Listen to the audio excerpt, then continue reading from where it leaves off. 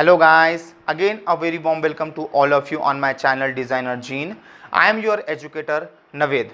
Today we are going to talk about our next topic जिसका नाम है the most important chapter in the biology.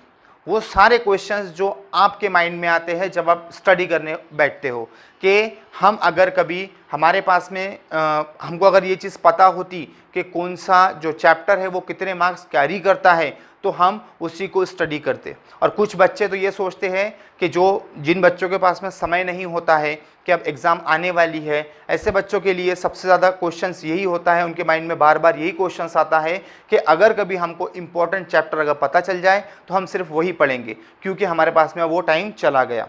But सबसे पहले मैं आपको एक नोट देना चाहूँगा, एक टिप्स देना चाहूँगा मेरी तरफ से कि बेटा आप जब आपके पास में टाइम है, जब आपके पास में समय है तो ईच एंड एवरी चैप्टर जो है वो आप पूरा कीजिए ताकि आप लोग जो है हाईएस्ट मार्क कवर कर सको। राइट, तो बेटा आज हम उस बारे में बात करने वाले हैं जो कि आपके आज जो बायोलॉजी के जो सब्जेक्ट है 12 स्टैंडर्ड का, जो कि एक हमारे स्टेट बोर्ड ने जो वो पूरी जो सिलेबस सेट किया है उसके बारे में, उसके ऊपर जितने क्वेश्चंस मतलब जो एक चैप्टर है वो कितने मार्क्स कैरी करता है, हर एक यूनिट जो है वो कितने मार्क्स कैरी करता है, वो सारे हम इसी वीडियो में जानेंगे। तो ये सारी बातों को जानने के लिए मेरे इस वीडियो को लास्ट तक ज़रूर देखिएगा, आप ही का इसमें फ़ायदा होगा, बात की गारंटी मैं देता हूँ। तो चलिए हम स्टार्ट करते हैं।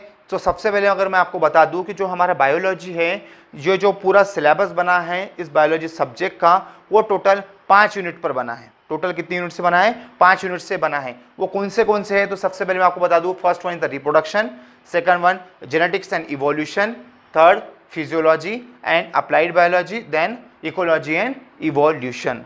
तो बेटा यहाँ पर मैंने यूनिट वाइज भी मार्क्स लिखे हैं। सबसे पहला जो रिप्रोडक्शन है, रिप्रोडक्शन जो है वो कितने मार्क्स कैरी करता है? 16 मार्क्स कैरी करता है।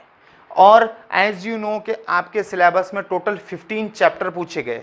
कितने चैप्टर? 15 चैप्टर पूछे गए और वो 15 चैप्टर वो यही 5 यूनिट के अंदर आते हैं।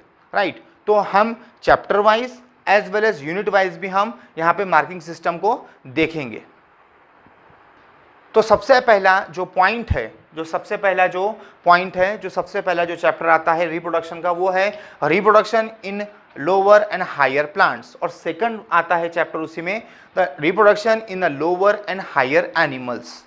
एक जो रिप्रोडक्शन है वो एनिमल्स के केस में और एक जो रिप्रोडक्शन है वो प्लांट के केस में।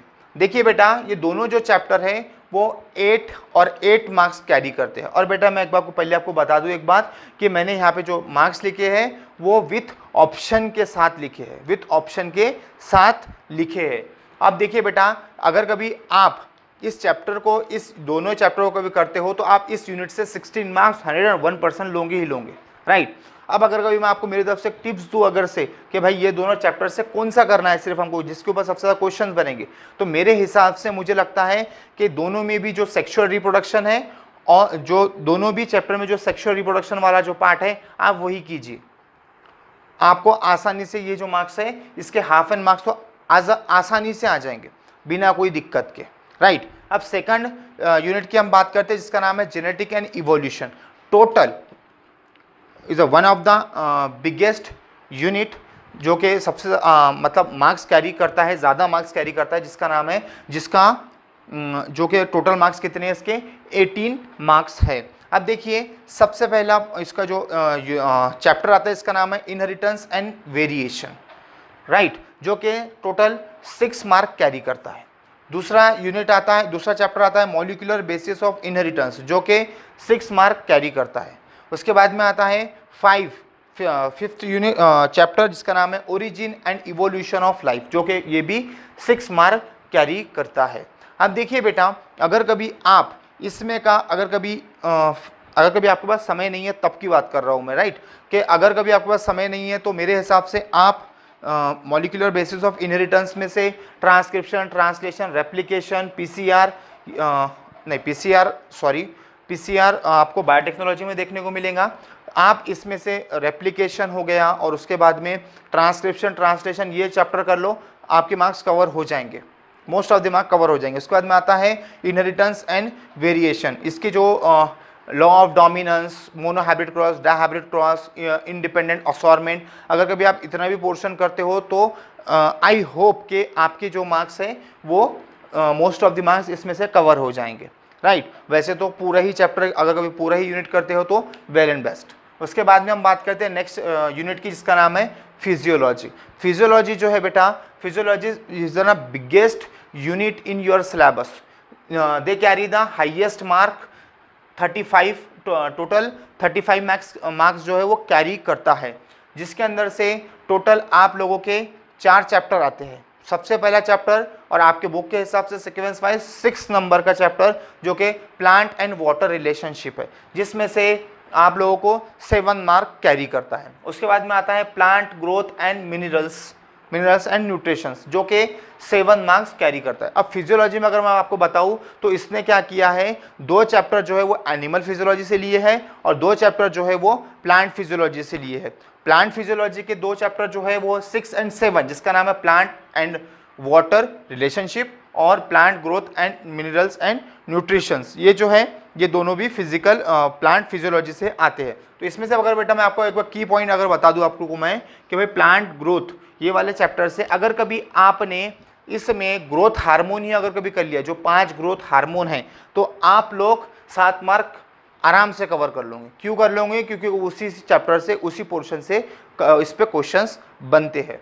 उसके बाद में हम बात करते हैं एनिमल फिजियोलॉजी से आने वाले 2 चैप्टर की, जो कि respiration and circulation, next one the control and coordination.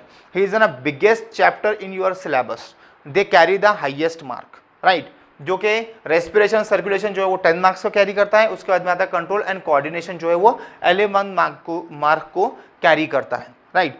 तो सबसे बड़ा जो आपका यूनिट है वो है फिजियोलॉजी।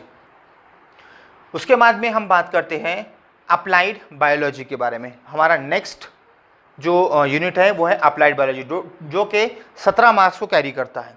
17 मार्क्स को कैरी करता है और वो 3 टोटल इसमें 3 चैप्टर पूछे गए हैं, जो कि 10 नंबर का है human health and disease. Very practical, बहुत ज़्यादा ये जो है प्रैक्टिकल चैप्टर है आपके सिलेबस में। आप लोगों ने इससे कई बार हमारे स्कूल डेज से इसके बारे में पढ़ते आया है। Immunity, innate immunity, adaptive immunity, उसके बाद में आता है हेल्थ डिसीज़ के बारे में, infectional disease, non infectional disease. ये जो सारी चीज़ें हैं ना बेटा, ये हम हमारे स्कूल टाइम से पढ़ते आ रहे हैं। तो मुझे नहीं लगता है कि ये काफ़ी हार्ड चैप्टर है, इसको करना ही करना चाहिए बेटा, क्योंकि ईजी चैप्टर है, easiest chapter in your syllabus, easily आप इस पर मार्क्स कवर कर लोगे, राइट। उसके बाद में आता है हमारा इन्हांसमेंट ऑफ फूड प्रोडक्शन, जो कि क्या है 6 मार्क के लिए कैरी करता है। टोटल कितने मार्क्स से कैरी करता है? 6 मार्क के लिए कैरी करता है। उसके बाद में आता है बायोटेक्नोलॉजी। बायोटेक्नोलॉजी जो कि 7 मार्क कैरी करता है और ईजीएस्ट चैप्टर है आपके सिलेबस में। आप इसे आराम से कीजिए, इजीली इसके ऊपर क्वेश्चंस आप सॉल्व भी कर लोगे इसे, और इजीली आपको इतने मार्क्स आसानी से ये दिला भी देगा। उसके बाद में आता है हमारा लास्ट यूनिट, जिसका नाम है इकोलॉजी एंड इन्वायरमेंटल स्टडीज़। उसके बाद में आता है वो जो है टोटल 12 मार्क्स को कैरी करता है, टोटल 12 मार्क कैरी करता है। और उसमें से जो 3 चैप्टर आते हैं उसमें जो कि वो है जो 13 नंबर का जो चैप्टर है वो है ऑर्गेनिज्म एंड पॉपुलेशन, जो कि 4 मार्क कैरी करता है। उसके बाद में आता है इकोसिस्टम एंड एनर्जी फ्लो, जो कि है 4 मार्क का चैप्टर है। उसके बाद में आता है biodiversity and conservation and environmental issues, जो कि क्या है 4 मार्क है।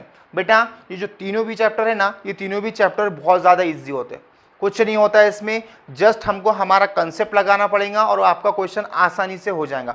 बिल्कुल अगर मैं आपको बताऊं कि आपको सबसे ज़्यादा जिसे हम कहेंगे लड्डू, जो हमको लड्डू चैप्टर्स जो हमको सबसे ज़्यादा यूनिट में देखने को मिले, वो है आपका चैप्टर नंबर 5 और चैप्टर नंबर 4, यूनिट 5 एंड 4 में आप लोगों को इजी ही चैप्टर वहाँ पे आपको देखने को मिलता है। ज़्यादा कुछ वहाँ पे मतलब जो है ज़्यादा आपको वहाँ पे मेहनत नहीं करनी पड़ेगी, तो ये चैप्टर को आसानी से कीजिए। बेटा एक बात याद रखें, हमेशा याद रखिए बात, सबसे पहले वो पोर्शन को कीजिए जो आपके लिए ईजी हो। वो कोई भी हो सकता है, इट में बी 3rd, इट में बी 2, इट में बी 1। सबसे पहले वही कीजिए, क्योंकि सबसे ज़्यादा मार्क्स आपको वही यूनिट दिलाएगा, क्योंकि वो आपको सबसे अच्छा आता है, राइट। तो हमेशा अपने माइंड में स्ट्रेटजी बनाए बेटा पढ़ाई करने से पहले, कि सबसे पहले मैं वही करूँगा जो मुझे ईजी लगता है, राइट। और जो हमको हार्ड लगता है उसे करेंगे, बट थोड़ा समय के बाद, उससे हम थोड़ा समय के बाद। या फिर आप इस तरह से भी करते हो कि हमको तो ये इजी लगता है, इसे रहने दो, इसे हम at the end of the time पढ़ लेंगे, बट जो हमको टफेस्ट लगता है हम उससे चालू कीजिए। बट सबसे पहले अगर कभी एक कंडीशन ये आ जाए बेटा आप पर कि आपके पास में वक्त ना बचे और आपको मार्क्स सबसे ज़्यादा कवर करने हैं, तो वो आपको मार्क्स दिलाएंगे ये जो कि है चैप्टर 2, चैप्टर 3 एंड चैप्टर 4 जो है ये आप लोगों को सबसे ज़्यादा मार्क करेंगे। और आप दोनों मतलब ये first chapter and 5th unit जो है, first unit and 5th unit जो है आप वो स्किप कर सकते हो। ये कब करेंगे आप? जब आपके पास में समय ना हो, राइट। ऐसे ही मतलब अपने पास में टाइम है बेटा बट फिर भी हम नहीं पढ़ रहे हैं, तो ये बात गलत है। हमको हमारे आप को पुश करना सीखो बेटा कि हमको एनी हाउ कंडीशन ये सारी चीज़ें करना है। तो देखिए बेटा ये सारी बातें थी आपकी आपके बायोलॉजी के मोस्ट इम्पॉर्टेंट चैप्टर्स की और उनके मार्क्स की, कि कौन सा यूनिट कितने मार्क्स कैरी करता है उन सब की। तो बेटा अगर कभी आपको इसमें कोई दिक्कत है, कोई परेशानी है बेटा, तो आप लोग हमें मतलब हमें कमेंट बॉक्स में कमेंट करके पूछ सकते हो। और